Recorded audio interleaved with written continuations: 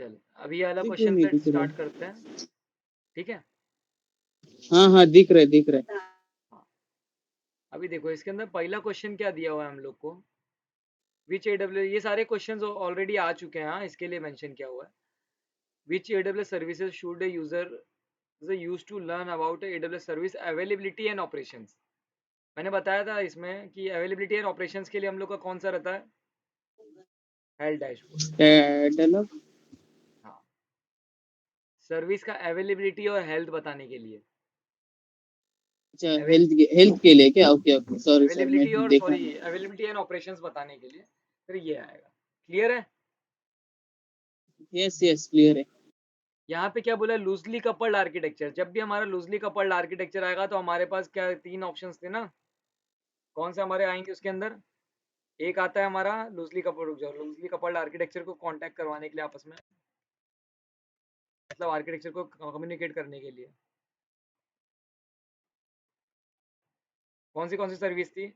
First हमारा था S SNS SNS, SQS second हमारा आएगा एसक्यूएस, SQS थर्ड आएगा हमारा स्टेप फंक्शन। ठीक है, step function स्टेप फंक्शंस तुम लोग को मालूम है कि एक्सप्लेन करूँ थोड़ा। मालूम है थोड़ा सा एक लाइट एक्सप्लेन कर देना। स्टेप फंक्शन इतना तो पता है कि सर्वरलेस के लिए यूज होता है और वो एकदम हाँ, ज्यादातर सपोज इसमें मेरे पास, लामड़ा यूज होता है क्योंकि ऑपरेशन वर्कलोड कम होने के लिए। हाँ, स्टेप फंक्शन क्या होता है, लाइक इफ एल्स स्टेटमेंट मालूम है ना, इफ एल्स स्टेटमेंट जो हम लोग कोडिंग में करते हैं। Wait, हाँ कौन आया? मैं ऐड करता हूँ। हाँ, ठीक है। स्टेप फंक्शन कब आता है मालूम है, जब जिस केस में ना हम लोग के पास में मल्टीपल फंक्शंस लिखे हुए हैं, समझ ले मेरा कोड अगर एग्जीक्यूट हो रहा है तो वो केस में मेरा ये वाला, समझ ले मैंने EC2 बनाया, ठीक है। हाँ, EC2 टर्मिनेट होने पे मेरा ये वाला कोड एग्जीक्यूट होना चाहिए और मुझे ये नोटिफिकेशन आना चाहिए, हाँ, मेल पे। हाँ, अगर सपोज मेरे पास में मैंने EC2 टर्मिनेट नहीं हुआ, स्टॉप हुआ है, तो मेरा ये नोटिफिकेशन आना चाहिए। हाँ, अब उसके बाद में सपोज मेरा EC2 रिस्टार्ट हो रहा है तो मेरे पास ये नोटिफिकेशन आना चाहिए। तो ये क्या, मैंने मल्टीपल फंक्शंस बना के रखे हैं हर क्राइटेरिया के हिसाब से, हर इवेंट के हिसाब से। हाँ, तो ये क्या मेरे स्टेप फंक्शंस है कि अगर मेरा पर्टिकुलर ये स्टेप होता है तो उसके बाद मेरा ये फंक्शन एग्जीक्यूट होगा।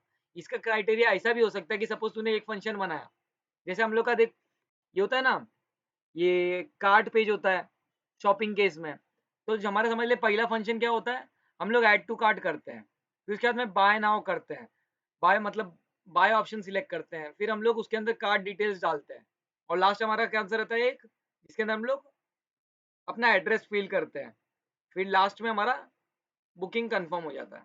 समझ में आया? ये क्या है, स्टेप्स है, वन बाय वन एक के बाद में एक एक एग्जीक्यूट होगा, हम लोग ने फ्लो डिसाइन किया हुआ है, ये तेरे स्टेप फंक्शन है। समझ में आया ये चीज? हाँ हाँ समझा समझा। हाँ, मीन्स इन शॉर्ट ऐसा बोलना चाहते हैं ना कि कुछ होगा तो वो स्टेप बाय स्टेप हाँ, फॉलो स्टेप वाइज करेगा। जाएगा। लाइक कुछ स्टेप्स अगर स्किप हो जाते हैं तो वो चीज भी फॉलो होती है ना, जैसे इफ एल्स स्टेटमेंट यही करता है ना, अगर इफ स्टेटमेंट वर्क नहीं कर रहा है तो वो किस में एल्स जाएगा। समझ में आया? हाँ अच्छा अच्छा इफ एल्स समझा हाँ, समझा समझा। वैसे कंडीशन से जाता है। ये चीज समझ में आई? यहाँ पे लूजली कपल्ड आर्किटेक्चर की बात हो रही है, तो इसमें यूज करने के लिए कौन सा हम लोग यूज करेंगे, एक हमारा आएगा एसक्यूएस, ठीक है, एसक्यूएस आएगा, और सेकंड आएगा हमारा स्टेप फंक्शन। क्लियर है यहाँ पे? यस यस समझा। बाकी ऑप्शंस पता है ना, कनेक्ट हमारा होता है टेलीकम्युनिकेशन के लिए, ट्रस्टेड एडवाइजर हमारा रिकमेंडेशंस के लिए होता है, वर्क स्पेसेस हमारे वर्चुअल डेस्कटॉप्स के लिए यूज होता है। मुझे एक डाउट था कि अगर स्टेप फंक्शन के ऊपर क्वेश्चन कैसे आ सकते, कुछ आइडिया स्मॉल छोटा सा। स्टेप फंक्शंस के ऊपर डायरेक्टली क्वेश्चंस नहीं आते हैं, डायरेक्टली नहीं आते। डायरेक्ट नहीं ठीक आते है हैं, ऐसे समझ। मतलब तेरे लूजली कपल्ड आर्किटेक्चर्स को फॉर्म करने के लिए यूज होता है तो ऐसे मेंशन कर सकते हैं, लाइक डायरेक्टली क्वेश्चंस नहीं आते, अच्छा बिकॉज ये तेरा सीसीपी का जो एग्जाम है ना एकदम बिगनर लेवल एग्जाम है, तो इसमें डायरेक्टली सीधे अच्छा क्वेश्चंस नहीं होते हैं। ओके ओके ठीक है थैंक समझ यू। में आया? हाँ, अभी यहाँ पे क्या बोला है कि देखिए एक डेवलपर हायर किया गया है लार्ज कंपनी से और उसको AWS के क्रेडेंशियल्स प्रोवाइड करने हैं हम लोग को। हाँ, तो कौन सा बेस्ट प्रैक्टिस रहेगा, तो यहाँ पे पहला तेरा ए आंसर क्या है, और यहाँ पे ई। देख, grant the developer access to the AWS resource needed to perform a job, मतलब उसको जो रिसोर्स का काम है उसी चीज का एक्सेस उसको प्रोवाइड करना है। देखिए राइट आंसर है। हाँ, ये क्या बोल रहा है कि अकाउंट का रूट यूजर क्रेडेंशियल्स उसे शेयर कर दो, तो ये नहीं आएगा। ठीक है, यहाँ पे क्या बोल रहा है, add developer to the administrator group, ये भी नहीं आएगा। ठीक है, यहाँ पे क्या बोल रहा है, configure a password policy that ensures that developers can not change the password. Developer देख बाहर जाने वाला है तो उसको पासवर्ड चेंज करने का अलाउमेंट देना चाहिए। समझ में आया? हेलो। हाँ हाँ समझा। हाँ, ये वाला भी नहीं आएगा तेरा। इधर पे तेरा क्या बोला है कि डेवलपर का जो भी पासवर्ड रहेगा ना वो एकदम सिंपल रहना चाहिए, मिनिमम लेंथ का रहना चाहिए, क्योंकि अभी देखो बाहर से आने वाले ज्यादा टाइम तक तेरा इसमें काम नहीं करने वाला है। मिनिमम पासवर्ड का लेंथ देगा बस, और वही पासवर्ड से एक्सेस करेगा, और एक्सेस करने के बाद में जब यूज खत्म हो जाएगा तो पासवर्ड को रिमूव कर देंगे। तो वन टाइम एक्सेस के लिए बोलते हैं ना, ओटीपी होता है सबसे सिंपल, वैसे तरह पासवर्ड का लेंथ एकदम हाँ कम बराबर। होना चाहिए। तो ये किया आएगा, बेस्ट प्रैक्टिसेस का पार्ट है। ठीक है, अगर कोई एक्सटर्नल एक्सेस करने वाला है तेरे अकाउंट को तो। क्लियर है? Yes. How does the AWS cloud computing helps a business reduce the cost? Cost कैसे रिड्यूस होता है? ये तो एडजस्ट डिमांड हो गया। ठीक है, ऑप्शन ए क्या बोल रहा है, AWS charges the same price for the services in every region. ये चीज याद रखो, AWS का जो भी चार्जेस होते हैं ना रीजन वाइज ये वैरी करता है सारी चीजें। ठीक है, मतलब समझ लेते कोई EC2 का मुंबई रीजन में कम चार्जेस पड़ सकता है, लेकिन वही चीज तू वर्जीनिया में बनाने जाएगा या ओहायो में बनाने जाएगा तो वो केस में तो चार्जेस अच्छे खासे पड़ सकते हैं। समझ में आया? तो सर्विस के charges region to region vary करते हैं। क्लियर है? ओके। तो ये ऑप्शन ए हाँ हाँ। नहीं आएगा, ऑप्शन ए बता दिया। इसको हाईलाइट कर लेते हैं। और फिर क्या बता है यहाँ पे ऑप्शन सी में, AWS offers a discount for Amazon EC2 instance that remain ideal. जो भी तेरा इंस्टेंस खाली है उसके चार्जेस तुझे पड़ेंगे, उसमें कुछ डिस्काउंट्स होते नहीं है, तो ये नहीं आएगा। AWS does not charge for data sent from the AWS cloud to the internet। इसका मतलब क्या हो रहा है कि आउटबाउंड हो रहा है, समझ में आ रहा है? डेटा सेंड हो रहा है AWS क्लाउड से इंटरनेट पे, हाँ। आउटबाउंड हो रहा है, तो ये केस में चार्जेस तो होगा, तो ये नहीं आएगा। क्लियर है? फिर ऑप्शन यस बी क्या यस। बोल रहा है, AWS eliminates the many of the cost of building and maintaining on premises data center। ये राइट। क्लियर है? Yes yes. समझ में आया एलिमिनेट कैसे करना है? हाँ अभी थोड़ा आइडिया है। अभी यहाँ पे क्या बोल रहा है देखो, रिलायबिलिटी के अंदर कौन सा आता है, और जब भी देखो ये चीज थोड़ा याद रखो, इसका एक कीवर्ड एक यही है, चेंज मैनेजमेंट जब भी दिया हुआ है ना क्वेश्चन के अंदर, रिलायबिलिटी पिलर की बात हो रही है, हाँ, तो तुम्हारा डायरेक्ट आंसर आना चाहिए कॉन्फ़िगर और cloud trail. Config, cloud trail और क्लाउड वॉच, अगर ये तीनों है ना ऑप्शन में तो यही आएंगे। समझ में आया? एक आता है हमारा कॉन्फ़िगर जिसके अंदर हम लोग को चेंज मैनेजमेंट मालूम पड़ता है, कॉन्फ़िगरेशन चेंजेस मालूम पड़ते हैं ना इसके अंदर। हाँ, क्लाउड ट्रेल में क्या होता है, हम लोग को ऑडिट के थ्रू हम लोग चेक कर सकते हैं कि कौन सी चीजें चेंज हुई हैं अकाउंट के अंदर, मतलब कौन सा EC2 टर्मिनेट हुआ है, कौन सा इनिशिएट हुआ है प्रोसेस। समझ में आ रहा है? हेलो, वॉइस आ रहा है क्या? हाँ समझ। हाँ हाँ हाँ समझ हाँ रहा, मैं ये टाइप समझ कर में रहा आया था। ना? Conflict, cloud trail, cloud watch ना, क्लाउड वॉच, चेंज मैनेजमेंट ये का। तीन चीज हाँ हाँ। आएंगी अगर देखो रिलायबिलिटी अचीव करनी है, चेंज मैनेजमेंट के स्टेप्स के अंदर क्या क्या आएंगे, कॉन्फ़िग, क्लाउड ट्रेल और क्लाउड वॉच। क्लियर है? Yes yes.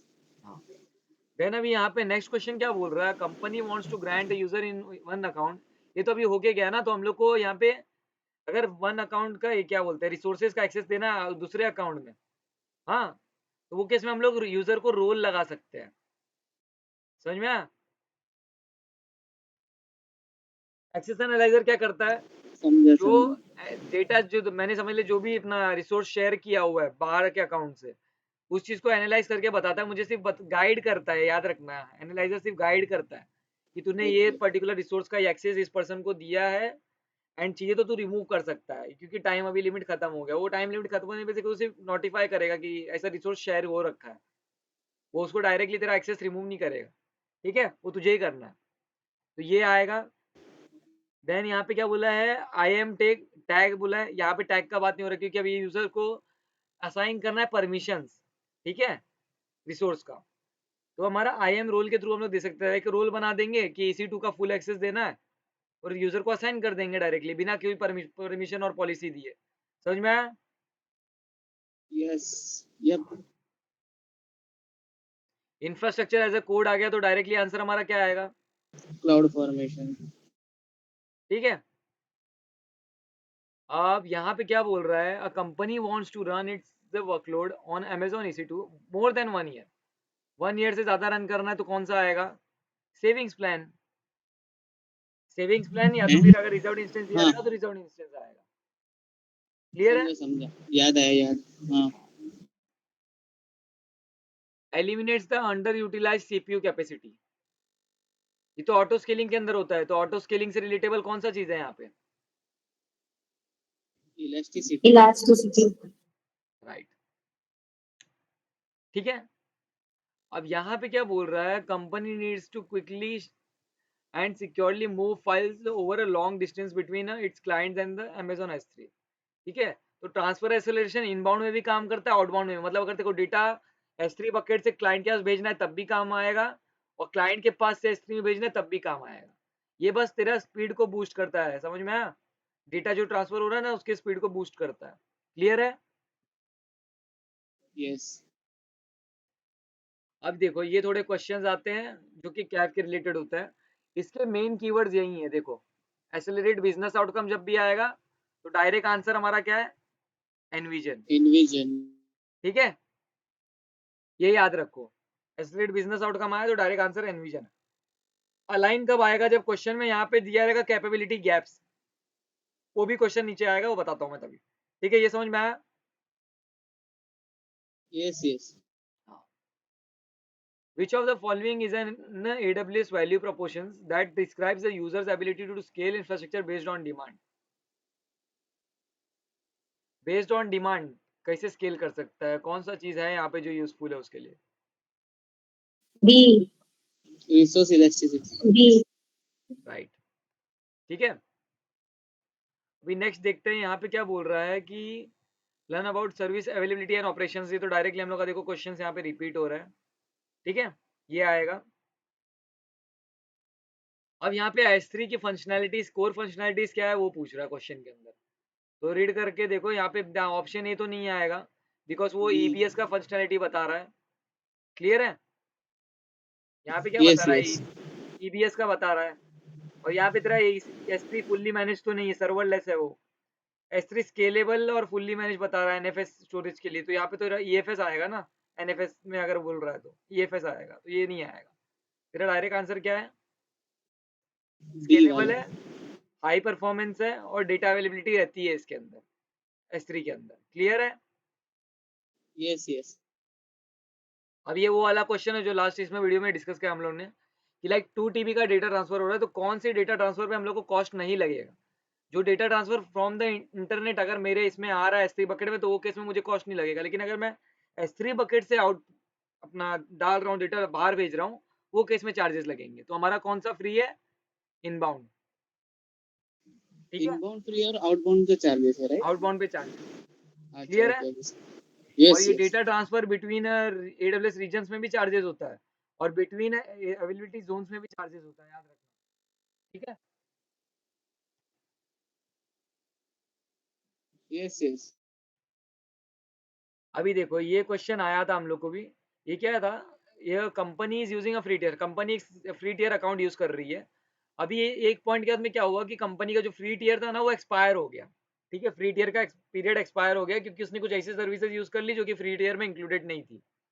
हाँ, तो ये केस में उसको चार्जेस कैसे लगेंगे? पहले हम लोग बाकी ऑप्शन स्टडी करते हैं। क्या है हमारा? ये ऑप्शन डी क्या बोल रहा है? A company AWS account will be frozen and can be restarted after a payment plan is established। अभी इसमें क्या बोल रहे हैं, देख जब भी तेरे को अगर ऐसा फ्री टियर एग्जिट होता है ना, तो वो केस में तेरा अकाउंट डायरेक्टली फ्रोजन नहीं करते, तो लोग सस्पेंड नहीं करते हैं। हमें नोटिफिकेशन आते हैं ना बार बार कि लाइक आपका अकाउंट सस्पेंड हो सकता है, आपको टाइम देते हैं अच्छा खासा कि आप पे कर दो। तो ये ऑप्शन नहीं आएगा। ठीक है। फिर ये ऑप्शन क्या बोल रहा है? A company will be charge for the services it consume during a free tier. ये इंग्लिश देखो इधर पे, consume during a free tier मतलब फ्री टियर के पीरियड का भी चार्ज करेगा और एडिशनल चार्जेस भी करेगा। तो ऐसा तो नहीं है ना कि लाइक तेरा जो फ्री टियर है वो तो फ्री में ही आएगा, उसके चक्कर उसका कोई चार्जेस थोड़ी पे करना है हमें, तो ये ऑप्शन भी नहीं आएगा। ये क्या बोल रहा है, AWS support plan will contact the company to set up standard service charges, ये भी नहीं आएगा क्योंकि कोई सपोर्ट से देखो ये नहीं आएगा, कोई कांटेक्ट नहीं करेगा, समझ में आया? ये भी नहीं आएगा। हाँ ऑप्शन ए राइट है। क्यों? बिकॉज यहाँ पे क्या बोल रहा है कि company will be charge for the standard पे एज यू गो, जितना तूने फ्री टियर में यूज किया वो तो किया, उसके बाद में तेरा पे एज यू गो प्राइसिंग चालू हो जाएगा, क्योंकि क्लाउड का यही है ना, मेन मेन बेनिफिट क्या है, पे एज यू गो प्राइसिंग है, तो वो रेट पे तेरा चार्जेस शुरू हो जाएंगे। समझ में आ रहा है पॉइंट? हाँ हाँ ऑप्शन क्या आएगा हमारा? ए। ठीक है। अभी देखो यहाँ पे तुम लोगों को मैं बता रहा था ना लास्ट वीडियो में कि अपना पर्सनली आइडेंटिफाइबल इंफॉर्मेशन और सेंसिटिव डेटा दोनों kind of same he words हैं, तो ये जब भी आएंगे तो हमारा डायरेक्ट आंसर रहेगा मासी। क्लियर है? Yes sir. अभी यहाँ पे क्या पूछ रहा है देखो, an external auditor has requested that the company provides a list of all its IAM users including the status of users credentials and access keys. जो भी ये रहता है ना, ये हमारा क्रेडेंशियल रिपोर्ट के अंदर आता है, ये चीज याद रखो। जैसे समझ ले तेरे कंपनी है ना, तो तेरे कंपनी के अंदर जितने भी एम्प्लॉयज है सबका एक ही रिपोर्ट के अंदर डेटा स्टोर होगा कि मतलब उसने लास्ट पासवर्ड कब चेंजेस किया, हाँ, और कितने यूजर्स है तेरे, इसमें सबका एक रिपोर्ट बनता है, तो रिपोर्ट के अंदर सारी एंट्रीज होती हैं, तो उसको क्रेडेंशियल रिपोर्ट बोलते हैं, ये चीज़ याद रखो। ठीक है, ये थोड़ा मतलब है ना, यहाँ पे कॉन्सेप्ट के टर्म्स है। क्रेडेंशियल रिपोर्ट होता है जिसके अंदर तुम्हारे सारे यूजर्स के क्रेडेंशियल्स और एक्सेस की इसके रिगार्डिंग इन्फॉर्मेशन होती है, और एक्सटर्नल ऑडिटर को वही चीज़ हेल्प कर सकती है ऑडिट करने के टाइम पे। ठीक है, क्लियर है? Yes sir. हाँ। अभी आते हैं नेक्स्ट पे, ये देखो, अभी यहाँ पे बोला क्लाउड एडॉप्शन फ्रेमवर्क में, अभी हम लोग ने देखो ये देखा था सिक्योरिटी केस में कौन सा आएगा, अभी मैंने बताया था ना थोड़ा टाइम पहले। एक बी आएगा। एक तो हमारा सी आएगा, इंसिडेंट रिस्पॉन्स, हाँ हाँ, और एक आएगा जो भी प्रोटेक्शन हो गया, protection, detection, information. Threads, security, सारी चीजें किस में जाएंगी? सिक्योरिटी के अंदर जाएंगी, चाहे बी डेटा वाला प्रोटेक्शन नहीं होने आएगा दे, ना इंफ्रास्ट्रक्चर प्रोटेक्शन होने दे, डेटा सिक्योरिटी होने दे, ठीक है, सब इसी में आएगा। हाँ क्लियर है? अच्छा समझे ये समझे। बताओ ये किस में आएगा?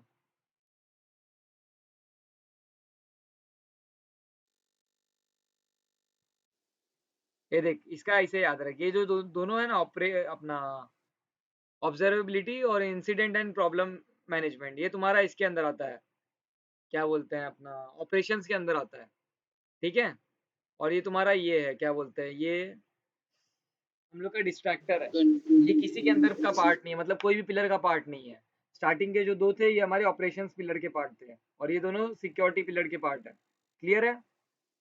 Yes sir. अब देखो यहाँ पे क्या बोल रहा है कि which options are the cloud adoption framework. Cloud adoption framework के अंदर हम लोग के 4 पार्ट्स थे, मालूम है?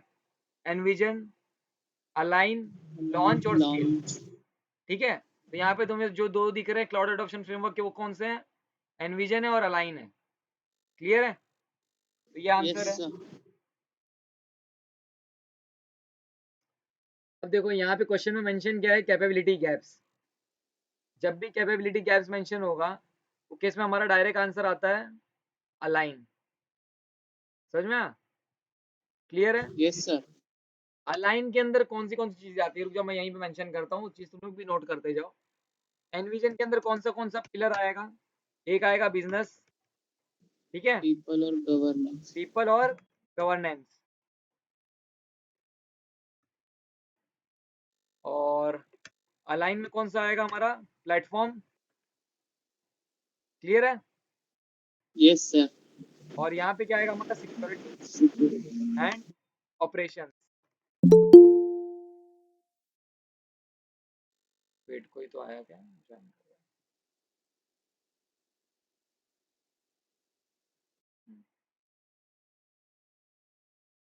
समझ में आया? यहाँ पे हमारा आएगा ऑपरेशंस, और स्केल जो अपना, सॉरी ये स्केल हो गया ना, ये नीचे आएगा। नीचे आएगा ना। हाँ, लॉन्च में आएगा ना वो, लॉन्च के अंदर सिक्योरिटी और ऑपरेशंस आता है, स्केल के अंदर कुछ नहीं आता, याद रखना। ठीक है, भी आते हैं नीचे। यहाँ पे क्या बोल रहे, कंपनी को 5 आवर्स के लिए अपना ये चाहिए, इसी टू ये चाहिए, क्या बोलते हैं, प्रोसेस करना है, डेटा प्रोसेसिंग करना है 1 वीक के लिए, 5 आवर्स के लिए, तो हमारा यहाँ पे EC2 आएगा। लैम्बडा इसलिए नहीं आएगा बिकॉज लैम्बडा हमारा 15 मिनट्स का एग्जीक्यूशन टाइम होता है ना, तो वो नहीं आएगा। कोड डिप्लॉय तो डिप्लॉयमेंट के प्रोसेसर्स को अपना ऑटोमेट करने के लिए यूज होता है, तो वो नहीं आएगा। वेवलेंथ हमारा जब 5G कनेक्टिविटी रहता है ना, 5G कनेक्टिविटी के थ्रू हम लोग को लो लेटेंसी प्रोवाइड करनी है यूजर को, तो वो केस में हमारा वेवलेंथ आता है, तो ये नहीं आएगा। ठीक है। A company has a compute workload that is steady, predictable and uninterruptible.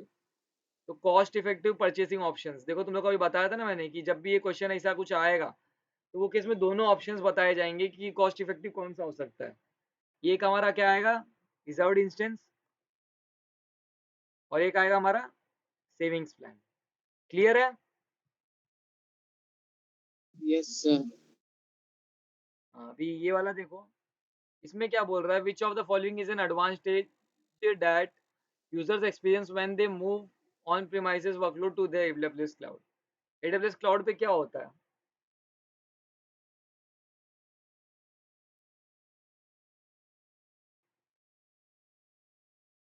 बताओ। एक तो ये ऑप्शन तो डायरेक्ट हट जाएगा, ठीक है, ये तो आएगा नहीं। ये वाला है क्या? Distribution of all operational controls to AWS, ऐसा तो नहीं है, तो ऑपरेशनल कंट्रोल सारे हम लोग AWS के पास थोड़ी देते हैं। लेकिन अगर तू अपनी कंपनी लेके जा रहा है तो तू ऑपरेशनल कंट्रोल्स तू चाहता है ना कि तेरा पूरा कंट्रोल तेरे एप्लीकेशन के ऊपर तेरे हाथ में रहे। कुछ कंट्रोल्स तू देता है, लाइक तेरे डेटाबेस को पैच करने का हो गया, हाँ, कुछ चीजों का कंट्रोल देता है, लाइक देखो अगर थोड़ा ऑपरेशनल ओवरहेड कम करना है तो तू मैनेज सर्विसेज यूज करेगा। लेकिन ऐसा थोड़ी है कि तू पूरा कंट्रोल AWS को ही दे देता है अपने एप्लीकेशन का या अपने बिजनेस का। समझ में आया? तो ये भी नहीं आएगा। अभी यहाँ पे क्या बोला है, ये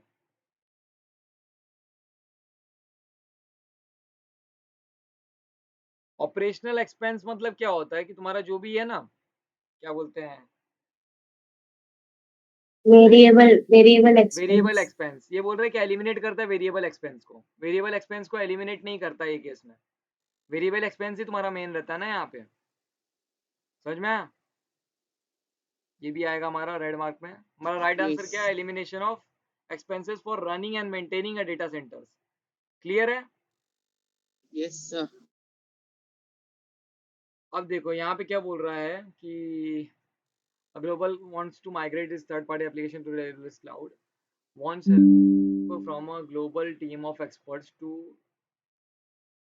uh, to complete the migration faster and more reliable in accordance to the internal best practices. हाँ, अभी थर्ड पार्टी एप्लीकेशन क्या बोला है, विद सर्विस एंड ये to help the experts to complete the migration faster and more reliable.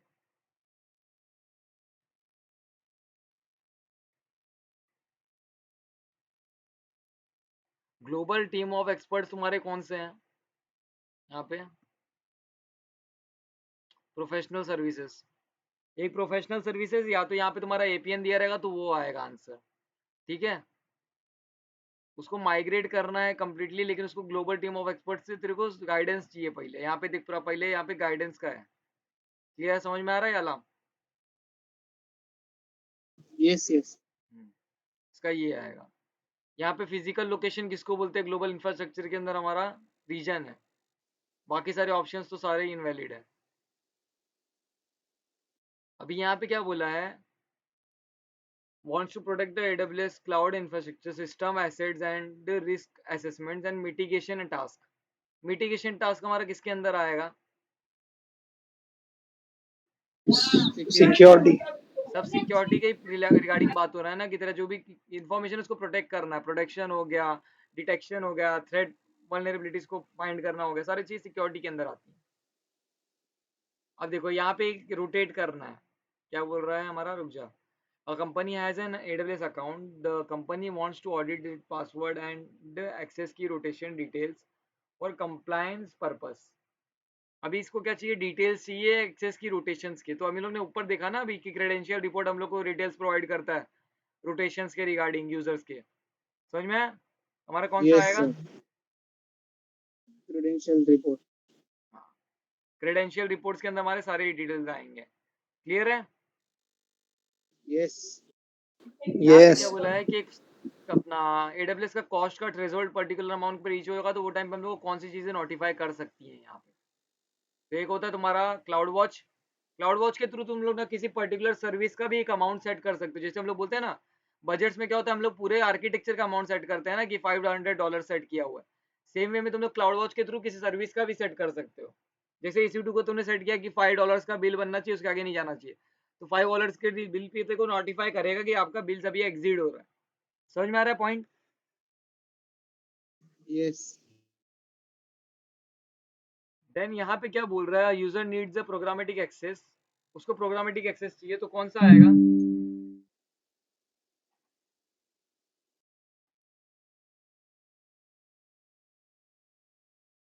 हमारा access की directly answer हमारा access की आएगा। क्लियर है?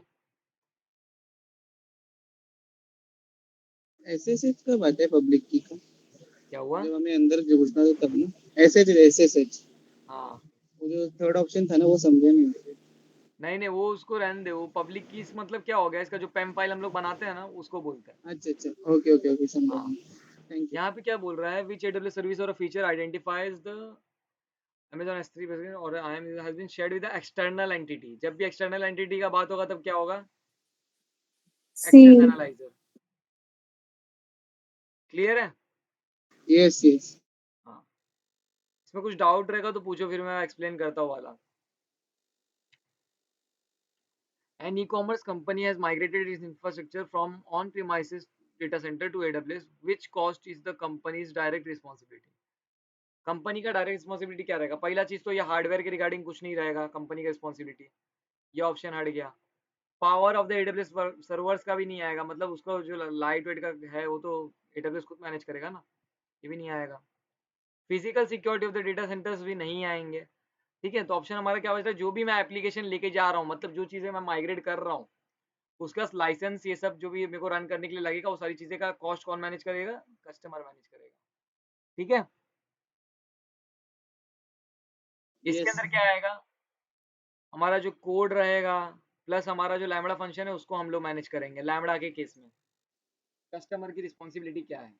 बाकी सारी रिस्पॉन्सिबिलिटीज देखा जाएगा तो सब AWS की ही है, कि उसके अंदर ऑपरेटिंग सिस्टम होता है वो तो सर्वरलेस होता है तो AWS मैनेज करेगा।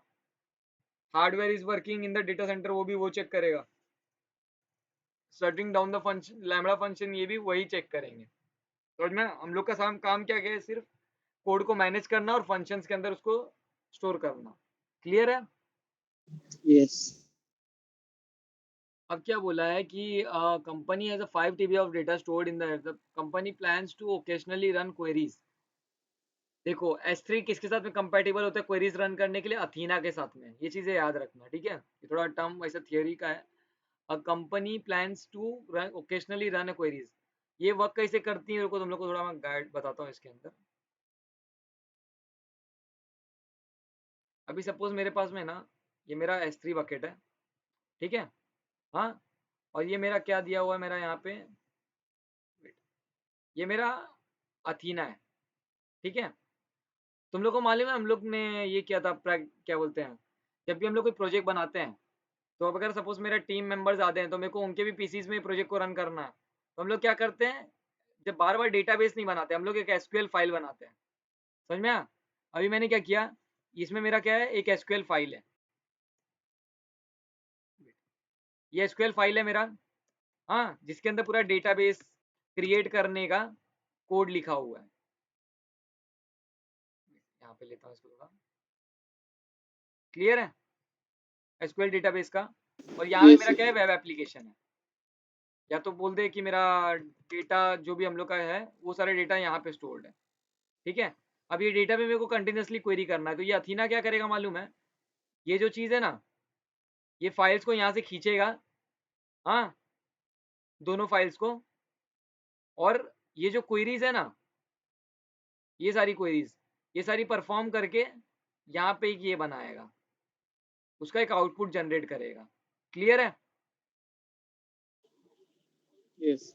हाँ, ये हमारा क्या करेगा, एक आउटपुट जनरेट करेगा, ये डेटाबेस की क्वेरीज को रन करते हुए। वो क्वेरीज किसके ऊपर रन होंगी, ये अपना जो भी डेटा है ना, यहाँ पे टेबल फॉर्मेट में डेटा होगा, अनस्ट्रक्चर्ड होगा, जो भी डेटा होगा उसके ऊपर ये क्वेरीज को रन करेगा और हम लोग को एनालाइज करके एक पर्टिकुलर हमारा डिजायर्ड आउटपुट जनरेट करके देगा। क्लियर है? यस यहाँ पे हमारा अथीना आएगा।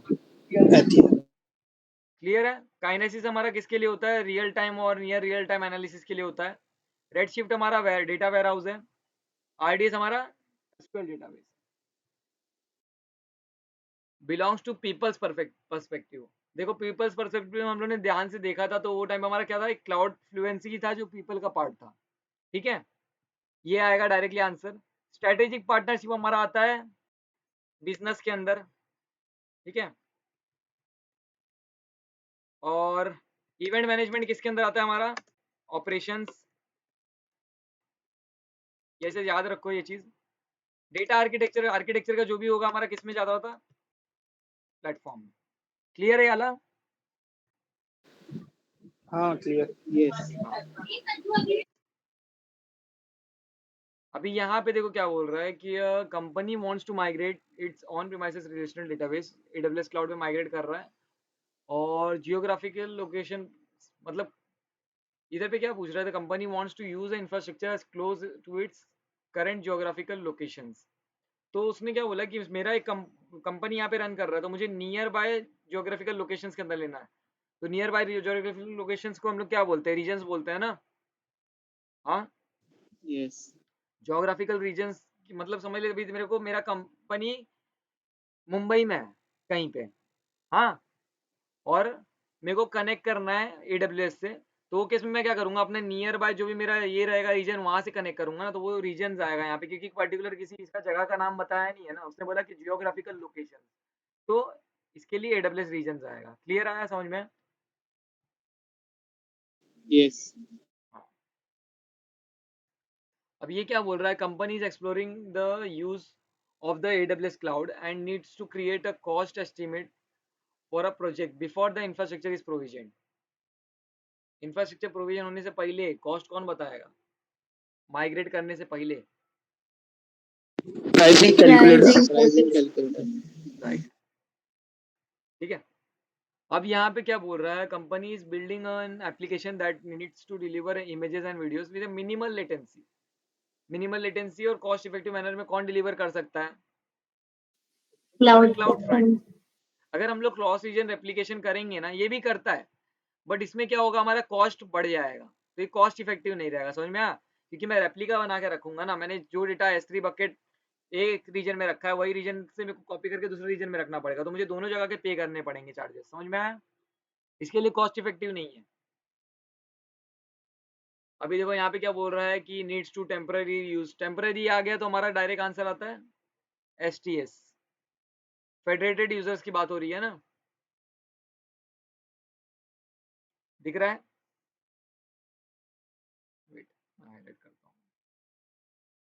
क्लियर है वाला? Yes yes yes yes yes अभी देखो जब भी ऐसे क्वेश्चन में मेंशन रहेगा ना कि क्लाउड सिक्योरिटी पोस्चर मैनेजमेंट, जैसे भी आ गया ना ये क्वेश्चन, सीधा आंसर तुम्हारा यही है। याद रखो, इसका मतलब ही यही है। देख तू जब भी, मैं तेको जैसा वेबसाइट ओपन करके बताता हूँ। हाँ, क्या बोला है? सिक्योरिटी अपना,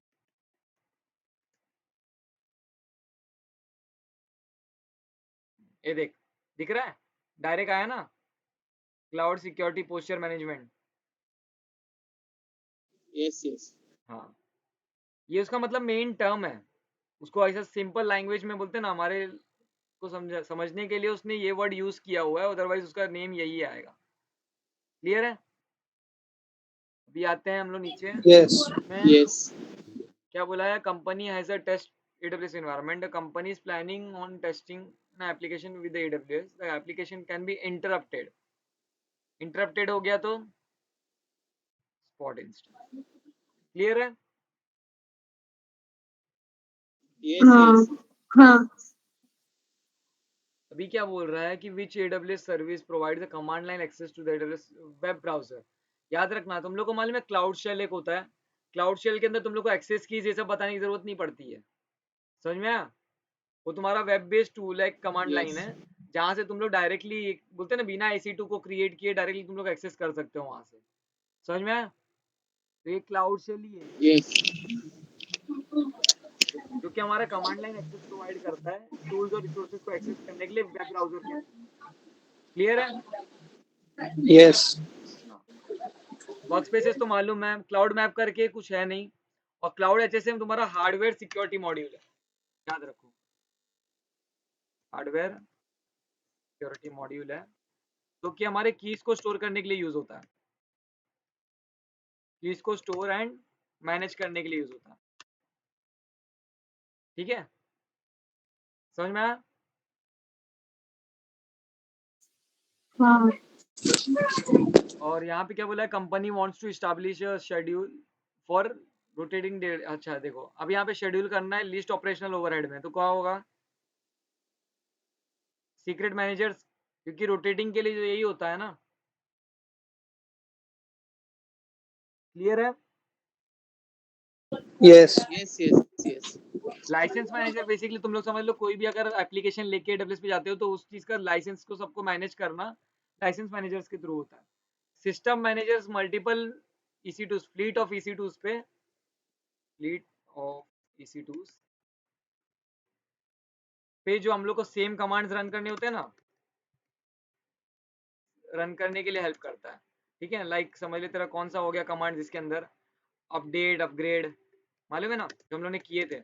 अगर मेरे को वही सेम कमांड्स मल्टीपल EC2 पे रन करना है तो मैं सिस्टम मैनेजर का यूज कर सकता हूँ उस चीज को ऑटोमेट करने के लिए। क्लियर है याला? Yes. Yes. और मैनेज सर्विसेज का तो तुम लोगों को मालूम है। अभी ये वाला मैनेज सर्विसेज का मैं बताता हूँ एक बार। ठीक है, अभी यहाँ पे ये सब देखते हैं। A company wants to manage its AWS cloud resources through a web interface. Web interface से मैनेज करना मतलब मैनेजमेंट कंसोल की बात हो रही है। क्लियर है? Yes. वर्चुअली में Yes. अपना अनलिमिटेड क्लाउड स्टोरेज कौन सा है हमारा?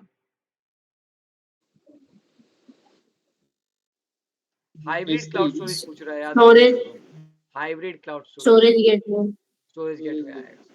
क्लियर है? ये एक हाइब्रिड क्लाउड स्टोरेज क्यों Yes. है? क्योंकि ये ऑन प्रीमाइसेस से AWS पे कनेक्ट करता है और लो लेटेंसी प्रोवाइड करके तेरे डेटा ट्रांसफर में हेल्प करता है from client side to AWS। Clear है? Yes. देन यहाँ पे क्या बोल रहा है, which of the following is recommended design principles of the AWS well architecture framework. Design principles का सबसे अपना यहाँ पे देख कोई भी चीज नहीं आई। पहला चीज तो क्या बोला है कि reduce down time by making infrastructure changes infrequently and in a large increments. मतलब देख, ये AWS रिकमेंड करता है कि तू आर्किटेक्चर ऐसा बना जो कि तू चेंज कर सके इजीली। तो ये नहीं आएगा कि तू मतलब लार्ज चेंजेस तेरे को ना करना पड़े, मिनिमल चेंजेस कर पाए तू उसके अंदर, जैसे रिवर्सिबल चेंजेस बताया था ना। हाँ, तू ऐसे चेंजेस कर जो कि रिवर्स करना पॉसिबल हो। तो ये तेरा आंसर नहीं आएगा डायरेक्टली। वेट, इसको ये हाईलाइट हो गया। Invest the time to configure the infrastructure manually, ये भी रिकमेंड नहीं करता डिजाइन प्रिंसिपल्स के अंदर। वो तो बोलता है ना कि डायरेक्ट तुम लोग को सर्वरलेस आर्किटेक्चर यूज करना चाहिए। समझ में आ? तो ये भी नहीं आएगा। फिर क्या बोला, यूज मोनोलिथिक एप्लीकेशन, ये तो डायरेक्टली नहीं आएगा क्योंकि AWS का रिकमेंडेशन ही ये होता है कि आप जो भी आर्किटेक्चर डिप्लॉय कर रहे हो उसको लूजली कपल्ड रखो। इससे तेरा जो भी अगर एक कंपोनेंट फेल होता है तो उससे दूसरा कंपोनेंट अफेक्ट नहीं होगा। समझ में आया? इसके लिए ऑप्शन अपना सी Yes. आएगा कि learn to improve from operational failures. Clear है? Yes. Yes. यहाँ पे कौन सा सपोर्ट करता है सेविंग्स प्लान को? इसमें दो चीजें याद रखो, एक तुम्हारा EC2 है जो कि सेविंग्स प्लान को सपोर्ट करता है, और एक सेज मेकर है, मॉडल बिल्डिंग सर्विस है। ये दो ही है सेविंग्स प्लान के अंदर। क्लियर है? Yes. Yes.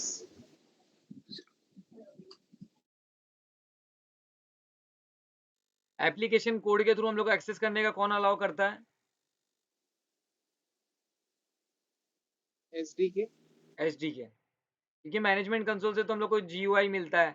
कोड पाइपलाइन तो हमारा उसके लिए ऑटोमेट करने के लिए होता है प्रोसेस को। कॉन्फ़िग तो हमारा चेंज मैनेजमेंट को ऑडिट के हिसाब से एक रिकॉर्ड करता है। क्लियर है? Yes. Yes. Which AWS service or tools can provide a right sizing recommendation? Right sizing recommendation हम लोग को कहाँ से मिल सकता है? सी कॉस्ट एक्सप्लोरर से। समझ में आ? क्लाउड वॉच तो मॉनिटरिंग के लिए यूज होता है, वहां से तुझे राइट साइजिंग का रिकमेंडेशन नहीं देगा। वो तेरे को ट्रैफिक जो भी आ रहा है इनबाउंड आउटबाउंड वो सब चीज को मॉनिटर करने में हेल्प करता है, लेकिन एकदम प्रॉपर रिकमेंडेशन तुझे कॉस्ट एक्सप्लोरर से मिलता है, और क्लाउड वॉच के चार्जेस भी लगते हैं, याद रखना। इसके लिए ये नो एडिशनल कॉस्ट में बोला है ना, कॉस्ट एक्सप्लोरर देगा। क्लियर है?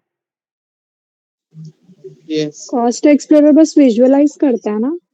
विजुअलाइज करता है, बट वो तेरे को राइट साइजिंग का रिकमेंडेशन भी दे सकता है, क्योंकि यहाँ पे देख क्या बोला है कि एट नो एडिशनल कॉस्ट। अगर यहाँ पे एडिशनल कॉस्ट अलाउ होता तो वो केस में हम लोग क्लाउड वॉच यूज करते, लेकिन यहाँ पे क्या बोला है कि एट नो एडिशनल कॉस्ट, मतलब मुझे कुछ एक्स्ट्रा पे ना करना पड़े। तो कॉस्ट एक्सप्लोरर पे मुझे पे थोड़ी करना पड़ेगा। समझ में आया? ओके। क्लियर है? हाँ। Yes. अभी यहाँ पे क्या बोला है कि मुझे एक लाइब्रेरी को ऑटोमेट करना है और बुक्स को क्लासिफाई करना है, उसके इलेक्ट्रॉनिक बुक्स को उसके कंटेंट के बेसिस पे।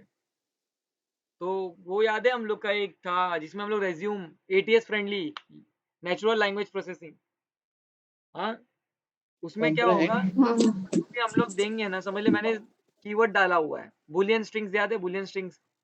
कीवर्ड डाल के रखा है मैंने Yes. अपने Yes. रेज्यूम के अंदर, तो वो रेज्यूम कीवर्ड के थ्रू स्कैन होता है। तो वो हम लोग को मालूम पड़ता है कि ये मेरा रेज्यूम इतना एटीएस फ्रेंडली है, तो इतना मेरे को हायर होने के चांसेस मेरे बढ़ जाएंगे। तो ऐसी यही चीज हम लोग यहाँ पे यूज कर सकते हैं। तो हम लोग क्या यूज करेंगे, कॉम्प्रीहेंड। ये क्या करेगा, बुक के कंटेंट्स को रीड करेगा, रीड करके हम लोग को बताएगा कि कौन सा बुक कौन से क्लासिफिकेशन में जाना चाहिए। कि लाइक एक बुक है जो कि इलेक्ट्रॉनिक्स मतलब कंपोनेंट्स के रिगार्डिंग है, तो वो ये कंपोनेंट्स किस में जाना चाहिए। एक बुक है जो कि तेरा अपना एक स्टोरी क्या बोलते हैं बायोग्राफीज है, तो बायोग्राफीज के सेक्शन में जाना चाहिए। क्लियर है? समझ में आ रहा है? Yes. अभी देखो यहाँ पे तुम्हारा एक ये भी है, देख बिजनेस आउटकम आया ना, क्या आएगा हमारा, एनविजन। एनविजन। क्लियर है? Yeah. Yes. यहाँ पे देखो एक डेडिकेटेड कनेक्शन चाहिए, दिख रहा है? डेडिकेटेड लो कनेक्शन कौन सा आएगा? Direct connect. Direct connect. Right, मतलब ओवर द इंटरनेट जाना ही नहीं है उसको। Which AWS service will help a company plan a migration to AWS by collecting config. देखो अभी वो क्वेश्चन बताया था ना कि ऑन प्रीमाइसेस के डेटा सेंटर का सारा बिहेवियर डेटा यूसेज कॉन्फ़िगरेशन सारी चीज का डेटा कलेक्ट करता है माइग्रेशन के टाइम पे। हाँ, कहाँ पे होता है वो सारी चीजें? Discovery service. Discovery services. Clear है? Yes. हाँ। फिर हमारा आता है company is in the early stage of planning a migration to AWS। The company wants to obtain the monthly predicted total TCO, total cost of ownership for future। ठीक है? AWS instance and associated storage, which of the AWS service can be used। अभी यहाँ पे कौन सी use होगी बताओ? Early stage of planning a migration, मतलब ये माइग्रेट हुई नहीं है लेकिन उसको प्रेडिक्ट करना है कि मंथली बेसिस पे कितना लगेगा, तो प्राइसिंग कैलकुलेटर। क्लियर है? Yes. अच्छा, कंप्यूट ऑप्टिमाइजर में क्या क्या आता है याद रखना, EC2 लैम्बडा, ठीक है, और एक हमारा कौन सा एक सर्विस है वो आता है इसके अंदर, EC2 लैम्बडा है और एक है, मैं बताता हूँ रुक जाओ थोड़ा टाइम, और शायद से S3 आएगा मे बी। ठीक है, और यहाँ पे S3 को रिमूव करते हैं, ये दो मेरे को क्लियर है, ये वाला दो कंफर्म, यही रखते हैं। ट्रस्टेड एडवाइजर तो नहीं है, ट्रस्टेड एडवाइजर रिकमेंडेशन के लिए होता है, एप्लीकेशन माइग्रेशन सर्वर्स के लिए होता है। अब इसका बताओ, कीर्तन है मीट पे? नहीं गया. नहीं गया है। हाँ, मीट पे नहीं है, चल नहीं ठीक है। गया वो. उसका ये क्वेश्चन था ना तो वही आया है। लाइक देखो यहाँ पे क्या बोला है कि EC2 इंस्टेंस है एक प्राइवेट सबनेट के अंदर है, ठीक है, और कंपनी को उसको इंटरनेट से अपडेट्स लेके आके देना है, हाँ, लेकिन उसको इंटरनेट का एक्सेस नहीं देना है। समझ में आया? तो हम लोग क्या यूज करेंगे, इस केस नैट इस केस गेटवे। में नेट गेटवे आता है. ओके. क्लियर है? क्योंकि एक इंस्टेंस है प्राइवेट सबनेट में, एक है पब्लिक सबनेट में। प्राइवेट सबनेट वाले को अपडेट करना है तो मुझे क्या करना पड़ेगा, अपडेट्स लेके आने पड़ेंगे। तो मैं बिना उसको इंटरनेट से कनेक्ट किए कैसे लेके आ सकता हूँ, नैट गेटवे के थ्रू। क्लियर है? Yes. Yes. अभी यहाँ पे क्या बोल रहा है, company wants to migrate to AWS and use the same security software. और यहाँ पे क्या बोला है कि सिक्योरिटी सॉफ्टवेयर का जो वेंडर है ना, वो उसको एज अ सर्विस AWS के अंदर ये करता है, सेल करता है। तो कहाँ पे सेल कर सकता है वो? Market place. क्लियर है? यस। डाउट है इसमें किसी को?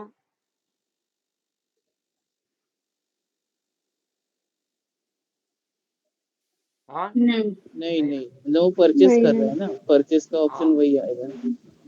यहाँ पे क्या बोला है कि company needs to centrally configure and manage Amazon EC2 security groups across multiple AWS account which are within an organization in AWS organization।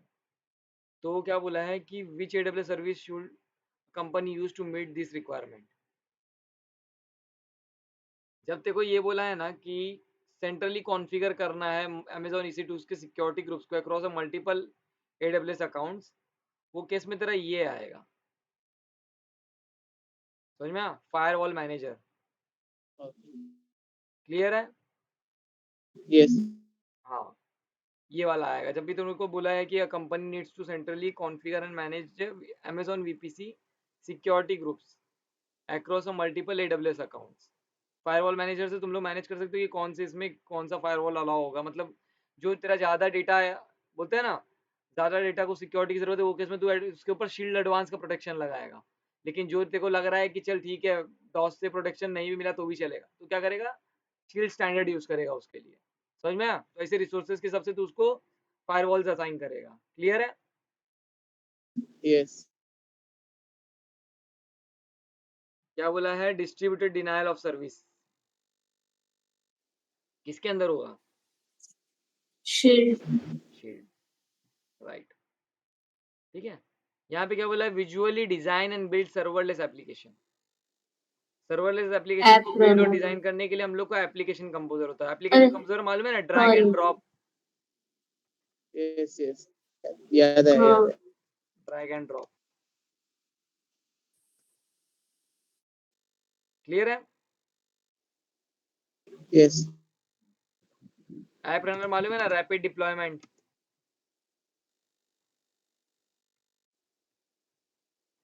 In the form of container. Clear है? और ये तो हमारा सर्वरलेस ही है, यस। और ये batch operations के लिए होता है।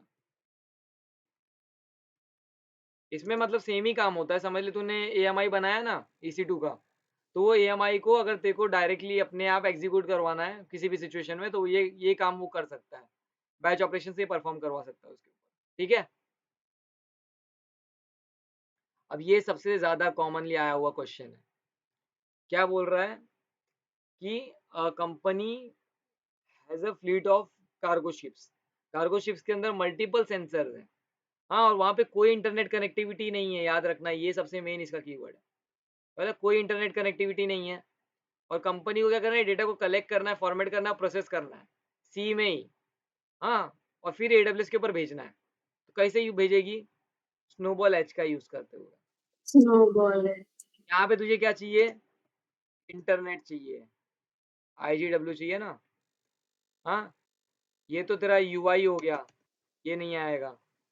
ये क्या होता है? तुम्हारा सेंसर्स का डेटा कैप्चर करने के लिए तो होता है, लेकिन ये भी इंटरनेट मांगता है इसको। समझ में आया? क्लियर है? इसको ही तुम लोग Yes. लोकली प्रोसेस कर यस। सकते हो।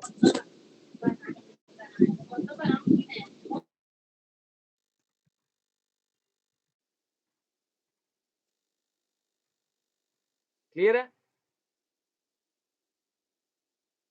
S3 बकेट के ऊपर हम लोग के कौन से दो टाइप के प्रोटेक्शन अपना एंक्रिप्शन हम लोग लगा सकते हैं? एक तुम्हारा S3 SSE होता है, क्या बोलते हैं, server side encryption.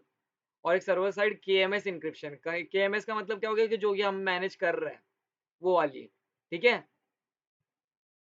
Clear yes. है? ये TLS किस में आएगा? तेको बताया था, ये क्या है? हमारे डेटाबेस का है। हाँ, डेटाबेस के ऊपर लगने वाला इंक्रिप्शन है।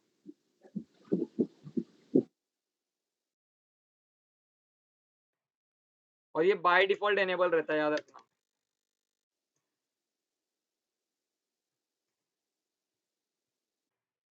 और ये हमारा क्या है, सर्टिफिकेट है, HTTP और HTTPS के लिए, ठीक है। सॉरी ये वाला है, रुक जा, ये नहीं है, ये हमारा ये भी सर्टिफिकेट है, सर्टिफिकेट, वो ऑप्शन देखा ही नहीं था, सर्टिफिकेट का ये भी। और ये देखिए है ना, ट्रांसपेरेंट डेटा इंक्रिप्शन, ये हमारा है डेटाबेस का। क्लियर है वाला? Yes. हाँ, Yes. which fully managed AWS service assist with creation, testing and management of custom Amazon EC2s. The creation, testing और मैनेजमेंट, ये चीज के लिए फुल्ली मैनेज सर्विस कौन सी यूज होती है? तो ये इमेज बिल्डर है। इमेज बिल्डर क्या करते हैं, तुम लोग जो भी EC2s के अंदर चेंजेस करते जाओगे उसके बेसिस पे बार बार वो AMIs बनाते जाएगा, हाँ, और उसको एग्जीक्यूट भी करते रहेगा। मतलब जो भी तूने चेंजेस किया, मतलब अगर तूने मिनिमल भी चेंज किया ना एप्लीकेशन के अंदर, समझ ले वेबसाइट के अंदर तूने सिर्फ इमेज नया लगा दिया, तो उसका भी एक AMI बना के तुरंत कैप्चर कर लेगा वो। तो इमेज बिल्डर वो काम करता है, समझ में आया? Yes. Yes. हाँ। A company needs to evaluate its AWS environment and provide a best practices. देखो बेस्ट प्रैक्टिसेस किसके ऊपर चाहिए, ये सारे टर्म्स किसके अंदर आते हैं हमारे, Trusted trusted advisor. Trusted advisor. advisor. Clear है आला? Yes. हाँ. अब यहाँ पे क्या बोला है, कंपनी को कैटेगराइज करना है कॉस्ट को by business, department and application, environment and application. तो वो क्या यूज कर सकती है, कॉस्ट एलोकेशन टैक्स का। समझ में आया? डिटेल लेवल में अगर हम लोग को ये करना है, हम लोग क्या यूज करेंगे, cost allocation Cost tax, allocation tax. ठीक है। क्लियर है आला? Yes. हाँ, कि बाकी के ऑप्शंस रीड कर लो। देखो यहाँ पे क्या बोल रहा है, access to cost management console to organise resources set AWS budget. AWS budget set करने की क्या जरूरत है, यहाँ पे उसने बोला कि तुम लोग ऑर्गेनाइज कैसे कर सकते हैं ट्रैक को डिटेल लेवल पे। तो यहाँ पे रिसीव करने का नोटिफिकेशन कुछ बात नहीं हो रहा है, विजुअलाइज भी करने का बात नहीं हो रहा है, तो ये भी नहीं आएगा। Billing and cost management dashboard to track organise, यहाँ पे देखो कम कंजप्शन तो दिखाता है, लेकिन एकदम डिटेल लेवल में नहीं दिखाएगा। और लाइक देखो ये दिखाएगा कि यूज कितना हुआ, ये देखो ये नहीं बताएगा कि तेरा चार्जेस उसके हिसाब से कितने कितने पड़ रहे हैं। तो उसको एकदम डिटेल वे में स्टडी करने के लिए डिपार्टमेंट वाइज ये यूज होगा। Department wise cost allocation tax लगाएंगे कि ये पर्टिकुलर डिपार्टमेंट का इतना इतना कॉस्ट हो रहा है। समझ में आया? Yes. पैच मैनेजमेंट और कॉन्फ़िगरेशन मैनेजमेंट किसके अंदर आएगा, ऑपरेशंस। Operation. क्लियर है? कैसे keywords